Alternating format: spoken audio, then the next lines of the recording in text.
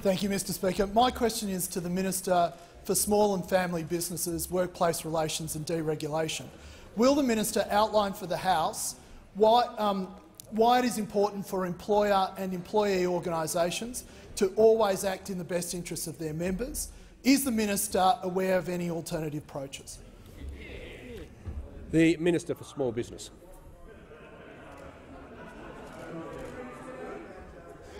Thank you, Mr Speaker, and I do thank the member from Keller for the question.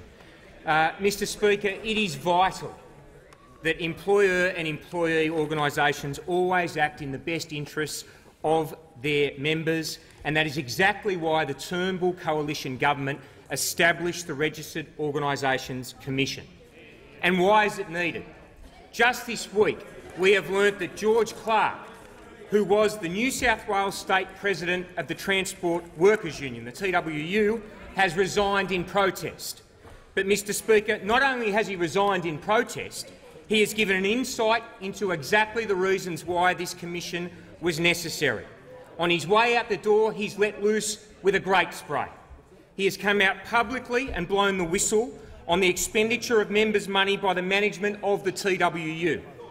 He has said that the New South Wales TWU State Secretary, Mr Richard Olsen, has spent members' money in a list of ways, and some of them are as follows: thousands of members' dollars on long lunches, thousands of members' dollars on overseas trips for officials, thousands of members' dollars, and I don't understand this one, on black vinyl lounges, but at least it wasn't leather, so he was probably saving the members some money. Thousands of dollars on legal fees and thousands of dollars on political donations, including donations to the member for Greenway's campaign, which were not properly authorised. It's all sounding very familiar, isn't it? But this part's not familiar. What has Mr Olsen done?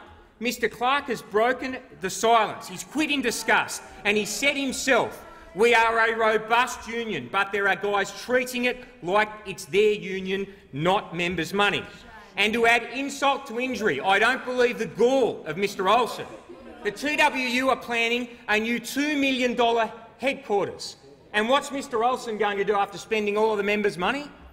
He's been there 16 months, Mr Speaker, and he's going to name the building after himself.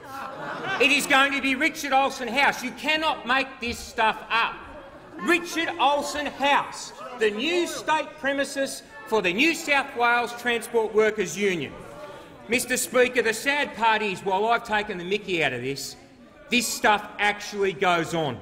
It's exactly why we established the Registered Organisations Commission, and exactly why we passed legislation that through this place about corrupting benefits, because union members pay their membership fees in good faith, and union officials should act in good faith as well.